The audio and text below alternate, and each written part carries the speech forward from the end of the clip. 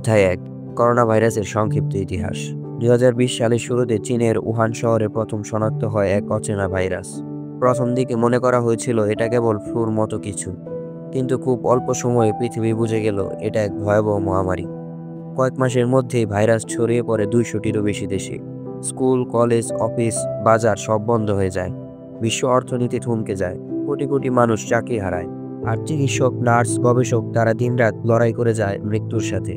২০২১ সালের মাঝামাঝি পর্যন্ত বিশ্বজুড়ে কোটি কোটি মানুষ সংক্রমিত হয়, লাখ লাখ প্রাণ হারায়। কিন্তু তারপর থেকে ধীরে ধীরে কেস সংখ্যা কমতে শুরু করে। অধ্যায় ২ টিকার জয়যাত্রা। ২০২০ সালের শেষ দিকেই তৈরি হয় প্রথম করোনা টিকা। Pfizer, Moderna, AstraZeneca, Sinovac, Covaxin এইসব নাম হয়ে ওঠে প্রতিদিনের আলোচনার বিষয়। বাংলাদেশেও শুরু হয় টিকাদান কর্মসূচি। ২০২২ সালের মধ্যেই অধিকাংশ মানুষ কমপক্ষে ২ ডোজ টিকা পান। এই টিকায় ভাইরাসের বিরুদ্ধে তৈরি করে দেয় ইমিউন ওয়াল। ফলাফল, ভাইরাসের সংক্রমণ সংখ্যা কমে যায়, হাসপাতালে ভর্তি হওয়া মানুষের সংখ্যা দ্রুত নেমে আসে, আর মৃত্যু কমতে থাকে নাটকীয়ভাবে।